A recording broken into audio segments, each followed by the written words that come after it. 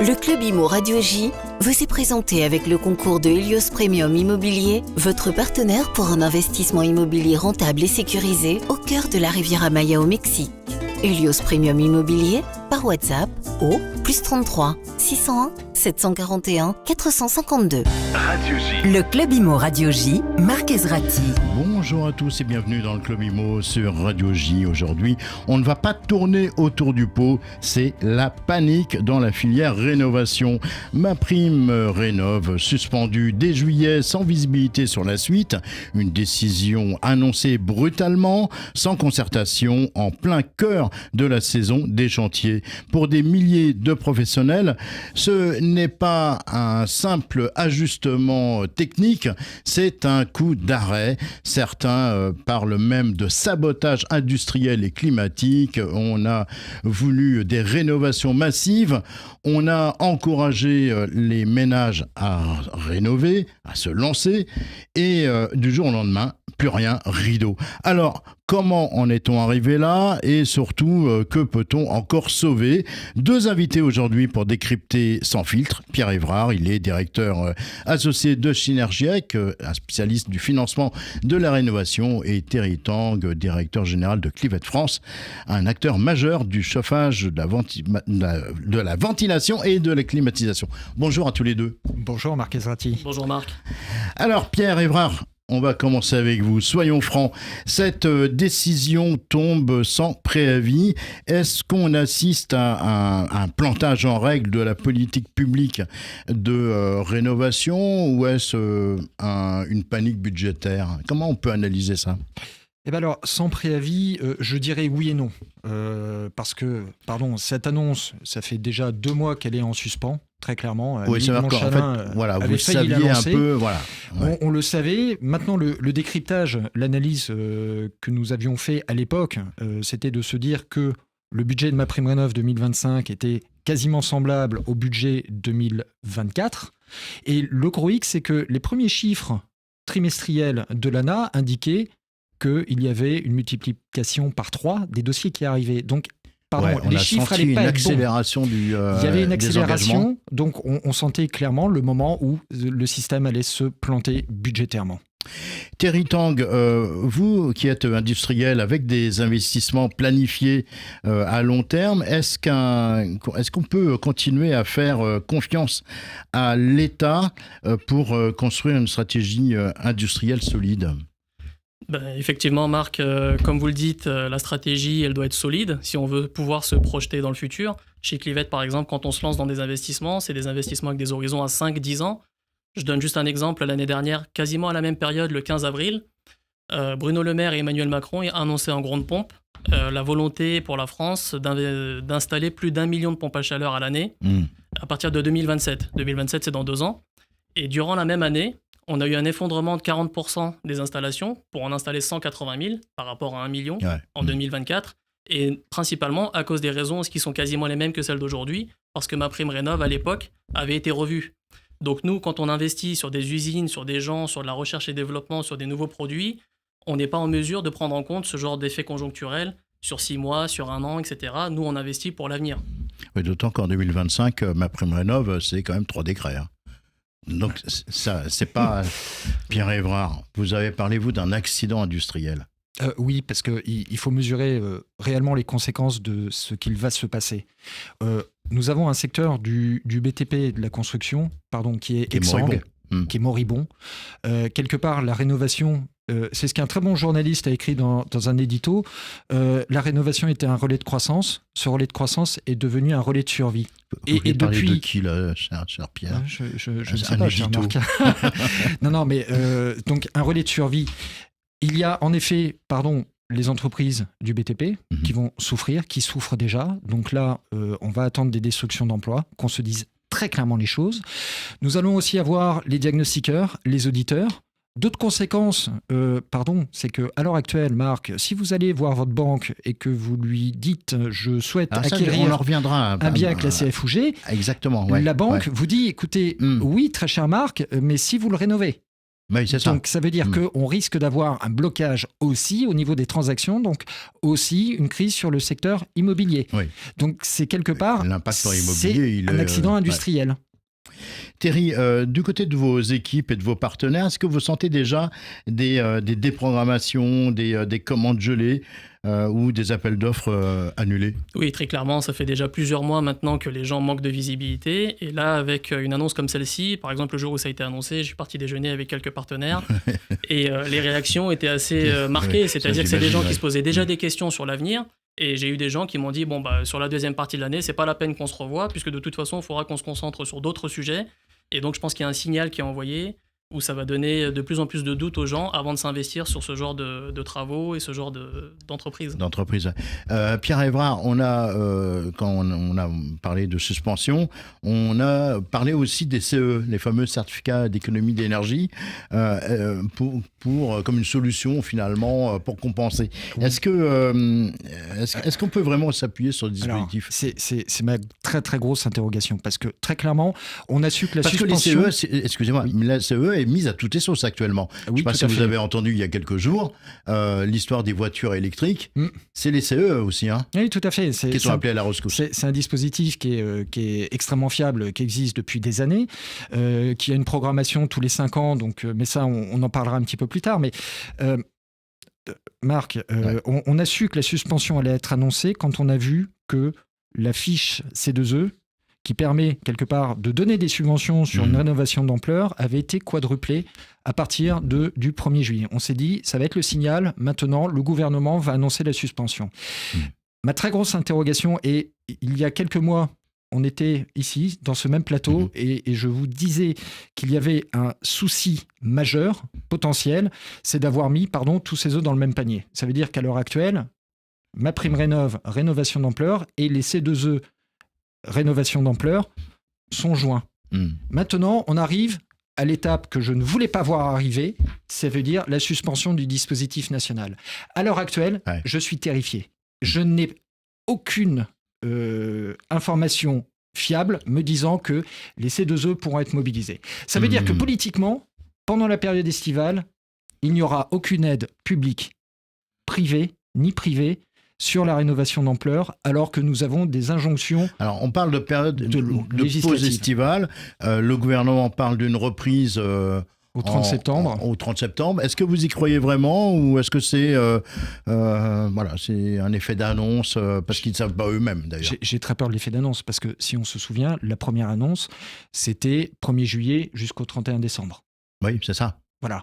Après, budgétairement, pardon, là encore, mais il semble que ce ne soit pas une question budgétaire. Si on fait un calcul budgétaire, financièrement, en effet, ça serait 30 septembre, histoire de compenser la très grosse accélération. Thierry, tant que cette suspension, c'est aussi un coup dur pour l'innovation, hein. Je crois que chez vous, vous aviez notamment misé sur notamment tout ce qui était système connecté, les pompes à chaleur. Est-ce que tous ces efforts risquent d'être balayés d'un revers de la main? Non, puisque comme je le disais tout à l'heure, chez Clivette, quand on investit, c'est plutôt sur des horizons de 5 à 10 ans. Donc on a investi pas mal sur la digitalisation, sur l'interopérabilité des pompes à chaleur et aussi sur des gaz naturels pour offrir le meilleur produit possible sur le marché. Néanmoins, avec des politiques de rénovation énergétique qui sont stoppées tous les 6 mois, etc., ce qu'on risque, c'est de diffuser l'innovation de plus en plus lentement et qu'il y ait de moins en moins d'impact par rapport aux investissements qu'on a faits. Donc nous, il y a un effet justement par rapport à nos investissements et par rapport au rendu qui peuvent, au bout d'un moment, nous faire poser des questions sur la nécessité de le faire. Pierre, est-ce qu'il faut dire les choses clairement? Est-ce qu'on n'aurait pas menti aux Français en leur faisant croire que rénover était une valeur sûre, alors qu'aujourd'hui, les règles changent en pleine course? Alors, je crois que si mensonge il y a, ça ne serait pas à ce niveau-là. Ça veut dire que les Français, depuis globalement un petit peu après le Covid, maintenant sont convaincus de la rénovation énergétique. Il y a eu Climat et Résilience qui a accéléré tout. Par contre, le mensonge, ça aurait été de croire en effet que l'État allait les accompagner. Et c'est le plus gros mensonge, et tout le monde y a cru. Tout le monde y a cru. Hein. Voilà. Et là, on a un stop and go. Et finalement... c'est vraiment un stop and go, parce que cette expression, on l'entend beaucoup là en ce moment. Honnêtement, j'ai très peur que ce soit un stop. Oui. Voilà, ça veut dire que stop and go, on sait ce sur quoi on va aller. Et là... Parce que des suspensions de dispositifs, on en connaît. Hein. On en parlait hors antenne tout à l'heure avec un autre invité sur l'aide à la formation qui a été interrompue, qui a été suspendue l'an passé pour raison de JO. Et cette suspension qui devait durer 6 mois, elle dure depuis plus d'1 an. Oui, tout à fait, oui. Et là, et que dire du service militaire qui est suspendu depuis 1996 Non, mais tout à fait. Non, mais là, c'est qu'on rentre dans une phase qui est quand même assez critique parce que la suspension va arriver en juillet. Là, on est en juin. Il y a le budget 2026 qu'il faut prévoir. Il y a aussi, mais on en reparlera sûrement, la période des C2E qui doit commencer au 1er janvier 2026. Ouais, c'est ça. Et pour l'instant, la fameuse P6, la fameuse période, P6, la 6e période. Et pour l'instant, la copie elle est blanche. On voit des amendements passer à l'Assemblée nationale. Enfin bon, c'est... Thierry Tanguy, est-ce qu'on n'est pas en train de tuer la filière par impréparation ? C'est sûr qu'on est en train de la fragiliser. L'électrification du chauffage pour atteindre les objectifs énergétiques, c'est un sujet qui est stratégique et donc il faut le construire dans le temps. Il faut que les gens puissent se lancer dedans. Si on est amené à faire de plus en plus d'installations, il faut que les gens se forment. Et là, avec les signaux qu'on est en train de recevoir, je pense qu'il y a beaucoup de gens qui sont en train de revoir leur feuille de route, qui sont en train de se poser des questions. Les gens qui avaient l'intention éventuellement de construire une équipe, de recruter du monde, etc., c'est des gens qui se posent des questions, puisqu'en fait, c'est l'incertitude de l'entrepreneur face au marché. Et donc, effectivement, je pense qu'on est en train de fragiliser tout un écosystème qui est en train de naître et de prendre de l'ampleur depuis quelques années. Pierre, le dernier baromètre de la Vigie qui est fait par GoFlint est sans appel. 8% seulement des passoires thermiques ont un vrai potentiel de plus-value. Est-ce qu'on ne pousse pas finalement les ménages français dans le vide ? Alors, au-delà de la plus-value, si on rénove, vous savez, très cher Marc, il y a quelque chose, moi, qui m'interpelle plus que la valeur verte. C'est la fameuse décote brune. Et quelque part, tout le monde s'est fait pousser du haut de la falaise avec climat et résilience. Parce que les tendances sont de plus en plus marquées. Maintenant, c'est très très clair. Les courbes, quand on prend les données des notaires, c'est un effondrement de la valeur sur les biens classés F et G si on ne fait strictement rien. Et on va attendre les prochains chiffres. J'ai une question pour tous les deux, vous me répondrez rapidement. Est-ce qu'on assiste aujourd'hui à un renoncement déguisé de la France sur sa trajectoire de rénovation ? Thierry ? Je ne pense pas. Je ne pense pas que ce soit vraiment un problème de volonté. Je pense que c'est un problème de méthode. Pourquoi ? Parce qu'il y a des forces qui sont au-dessus de celles de la France, qui sont celles de la Commission européenne, des objectifs qui sont mondiaux, qui sont européens. Donc je pense qu'effectivement, il y a un coup de frein. À un moment donné, il y aura un coup d'accélération un peu en panique. Il y aura quelque chose qui va se passer. On aurait préféré que ça se passe dans une manière de manière un peu peu plus pérenne. Mais effectivement, je pense que là, il y a un coup de frein, il y a un doute. Mais je suis assez persuadé personnellement qu'on va y aller. Et peut-être pas de la façon la plus simple, malheureusement, mais on va y aller. Pierre Évrard, votre avis ? C'est dans le sens de l'histoire. Donc, on a un aléa historique. On aimerait avoir des personnes en responsabilité qui laissent une trace positive. On vous retrouve dans quelques instants, le temps de découvrir l'info du jour. L'info du jour vous est présentée avec le concours du site goflint.fr. Goflint.fr, première plateforme de dépose d'annonces gratuite et de mise en relation dédiée à la recherche de biens immobiliers. Goflint.fr. Dans un article du Figaro, l'avocate Amandine Labro rapporte que de plus en plus de copropriétaires veulent interdire la colocation, craignant de transformer les immeubles en résidences étudiantes. Pourtant, rappelle-t-elle, sauf clause explicite dans le règlement de copropriété, une telle interdiction n'a pas de valeur juridique. Le tribunal judiciaire d'Évry a d'ailleurs récemment confirmé que la colocation n'est pas contraire à la destination résidentielle d'un immeuble et que les nuisances supportées ne sont pas nécessairement supérieures à celles d'une famille nombreuse. L'info du jour vous a été présentée avec le concours du site goflint.fr. Le monde de l'immobilier est une jungle. Trouvez votre nid parmi plus de 400 000 annonces quotidiennes de goflint.fr. Goflint.fr. Radio J. Le Club Imo Radio J, Marc Ezrati. Et on est de retour dans le Club Imo avec nos invités Pierre Évrard de Synergec et Thierry Tanguy, directeur général de Clivette France. On parle aujourd'hui de la suspension du dispositif MaPrimeRénov'. Pierre, est-ce que les banques continuent à suivre et est-ce que là aussi tout le monde ne se risque pas de se mettre en pause ? Alors, les banques, pour les quelques banques rencontrées notamment la semaine dernière, de toute façon, ont toutes un objectif de verdissement du parc qu'elles ont accompagné ces 10 dernières années. Voilà, le message, il est très très clair. Maintenant, quand on parle d'aide et de subventions, c'est jamais pris en compte dans les calculs de prêt. Voilà, oui, c'est toujours, the cherry on the cake. Mais les banques, elles risquent pas de couper un peu les vannes sur la transaction. D'accord. C'est sur la transaction. Ça veut dire que là, Marc, vraiment, je pense que du 1er juillet au 30 septembre, aucune banque va accompagner un futur acquéreur sur un prêt immobilier sans travaux à la clé sur un bien classé FOUG. Thierry, chez vos partenaires industriels et les distributeurs, est-ce que vous sentez une colère qui monte ? C'est un cocktail de sentiments, c'est-à-dire qu'il y a de la colère, il y a de l'inquiétude, il y a un manque de visibilité. On a pas mal de collègues, des confrères industriels qui, ces derniers temps, ont dû procéder à du licenciement, à des fermetures d'usines, à des choses comme ça. Ce ne sont pas des bons signaux. Et les partenaires en eux-mêmes, ça fait maintenant quelques semaines qu'ils se plaignent de ne pas être payés, de ne pas avoir des retards de paiement, des difficultés financières.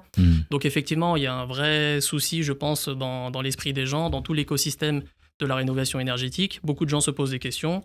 Et là, on n'a pas arrangé les choses avec les questions qui ont été soulevées la semaine dernière. Pierre, pourquoi est-ce qu'on n'arrive pas à territorialiser intelligemment les aides ? Est-ce que tout le monde parle depuis 10 ans de ça ? Très cher Marc, il y a certaines régions qui en effet étaient leaders. Je suis normand d'origine et on avait notamment l'ancienne Basse-Normandie qui était excellemment puissante sur ces dispositifs d'aide. Et il est clair que, quelque part, qu'on se dise là encore les choses. Oui, il y a eu un blocage politique plus que technocratique. On a eu des taux d'écrêtement sur MaPrimeRénov', le dispositif complet, qui ne permettait pas finalement à des régions d'intervenir. Donc c'est pour ça qu'il y a eu un courrier il y a plusieurs mois de Régions de France pour dire merci l'État de nous laisser aussi aider nos citoyens. Et à l'heure actuelle, on se rend compte qu'on en a besoin. On va en avoir besoin dans cette période. C'est toujours ce leitmotiv de l'État finalement doit se rendre compte qu'il ne peut pas tout faire. Et il est temps qu'il prenne sa part de responsabilité, mais qu'il laisse aussi les autres intervenir. C'est pour ça que quand on met toutes les aides, alors oui, il y a une nécessité de convergence des aides, mais quand on met tous ces œufs dans le même panier, c'est là où on risque, l'accident industriel et le suraccident. Thierry, est-ce que vous imaginez un modèle où l'industrie porterait elle-même un fonds d'accompagnement, une sorte de modèle privé Je pense que c'est quelque chose auquel on peut travailler dessus. Néanmoins, il y a quelque chose qu'on ne pourra jamais retirer, c'est le levier public. Les industriels, ils n'auront jamais le levier public. Et je pense aussi que la transition énergétique, c'est un sujet qui est stratégique pour un pays. Et donc, c'est le pays qui doit porter une politique, qui ne doit pas changer tous les 6 mois, pour qu'on puisse nous s'y greffer et apporter notre part. Maintenant, le modèle de financement privé, quand on parlait tout à l'heure des C2E, je pense que c'est un modèle qui fonctionne très très bien. Il a fait ses preuves. Aujourd'hui, il faudrait peut-être un peu délaisser. Aujourd'hui, on le sollicite beaucoup. On le sollicite beaucoup, effectivement, parce qu'on a des défaillances du système public, on va dire. Tiens, d'ailleurs, Pierre, parlons cash. Est-ce que l'État a encore les moyens de financer la transition énergétique ? Ça, c'est une très très grosse question. Honnêtement, j'en ai pas l'impression, mais c'est aussi, Marc, c'est un sentiment que j'ai depuis des années. Et j'ai l'impression qu'à certains moments, justement, il y avait des possibilités peut-être pour le secteur privé d'abonder, de faire des choses, et tout a toujours été un peu stérilisé. Oui, c'est ça. Notamment par l'État. Et à un certain moment, face au mur, il est peut-être temps, justement, de reprendre beaucoup de réflexions qui étaient excellemment intelligentes, notamment, par exemple, une possibilité d'obligation sur la rénovation cotée en bourse. Et il y avait des choses comme ça dans les rapports sur les financements innovants qui permettaient de faire des effets leviers.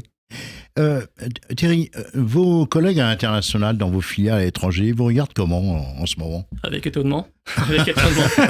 Non, mais d'une manière générale, j'ai la chance d'être dans un groupe qui continue d'investir sur la France parce qu'on croit en le potentiel de la France. On sait qu'il y a beaucoup de choses à faire, donc on continue d'investir. Mais je ne vous cache pas qu'effectivement, dans les réunions qu'on a en interne avec mes collègues homologues, ils ne comprennent pas. Alors on y va pas, qu'est-ce qu'on fait ? On est décidé, on n'est pas décidé, est-ce qu'on continue ? Voilà, c'est le genre de questions qui peuvent ressortir. Pierre, on va revenir tout à l'heure en première partie, on parlait de cette fameuse 6e période qu'on appelle la P6 des CE, des certificats d'économie d'énergie, qui sont censés couvrir la période 2026 à 2031. Elle est aujourd'hui dans le brouillard. Comment est-ce qu'on pourrait bâtir une stratégie sans visibilité sur 3 mois ni sur 6 ans ?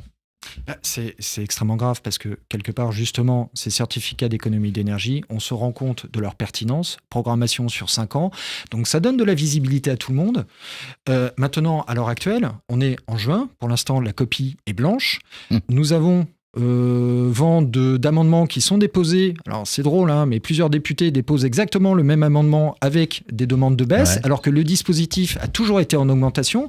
Ce qui me fait craindre, justement, parce que si des baisses sont demandées, ça veut dire que peut-être la crainte que j'ai sur la mobilisation des C2E, MaPrimeRénov' d'ampleur, sont peut-être aussi partagées par des obligés qui savent que finalement, ils ne pourront pas remplir leurs obligations sur l'année 2025. Donc là, c'est un peu oppressant, c'est un peu stressant, et on sent qu'il y a une question cruciale là-dessus. Mais ça pose aussi la question de, nous sommes en juin, il y a le budget 2026, il y a cette fameuse 6e période, et ça va obérer toute la capacité de la France à rénover son parc, c'est ça. avec une loi climat et résilience qui continue de se dérouler, notamment avec cette interdiction de location. Thierry, vous avez souvent plaidé pour un système simple, lisible et pluriannuel. Est-ce que vous y croyez encore ? Moi, j'y crois encore parce que je pense que... c'est toujours plus facile d'en parler quand on n'est pas aux commandes, mais il me semble que les recettes pour que ça fonctionne et les conditions de réussite ne sont pas si compliquées que ça. Donner un peu de visibilité. Pierre vient de le dire, un modèle pluriannuel, c'est quelque chose qui fonctionne bien pour les C2E. Ça fonctionnerait bien, je pense, pour ce système d'aide-là. Ça permettrait aux gens d'avoir de la visibilité et de savoir qu'ils peuvent se projeter dedans. Donc, logiquement, c'est pas très compliqué à mettre en place. Néanmoins, si c'est des problèmes de fraude, etc., on intensifie les mécanismes de contrôle, comme tout le monde fait. On arrive en fin d'émission. Est-ce qu'on peut dire aujourd'hui qu'on est à un virage ou carrément à un crash en direct, Pierre Évrard? Virage, je pense que c'est repli stratégique ou crash en direct. Marc, c'est un crash. On a foncé dans le mur cette fois, pas en klaxonnant mais en fermant les yeux. Maintenant, c'est peut-être tous ensemble au secteur de transformer ce crash en virage. C'est peut-être le bon moment de se poser les bonnes questions. De toute façon, l'État va se poser les bonnes questions parce que, quelque part, si c'est budgétaire, l'économie qu'ils vont faire là à l'heure actuelle va leur coûter 2 à 3 fois plus, ne serait-ce qu'en dépenses sociales à la fin de l'année. Je suis assez d'accord, Marc. Je pense qu'il faut prendre ça comme une opportunité. Maintenant qu'on en est là, il faut prendre ça comme une opportunité pour reconstruire ça. Merci à tous les deux pour avoir échangé sans détour. Ce qui est sûr ici, c'est que ce n'est pas qu'une ligne de budget, c'est une promesse faite aux Français. Merci encore à tous les deux. Pierre Évrard, directeur associé de Synergie, avec Thierry Tang, directeur général de Clivette France. Voilà, le Club Immo, c'est fini pour aujourd'hui. Demain, je vous retrouve à 16h05. D'ici là, très belle fin de journée à toutes et à tous. Le Club Immo Radio J vous a été présenté par Helios Premium Immobilier. Avec une équipe française sur place d'Helios Premium Immobilier, investissez de manière rentable et sécurisée au cœur de la Riviera Maya, au Mexique. Helios Premium Immobilier. WhatsApp au +33 601 741 452.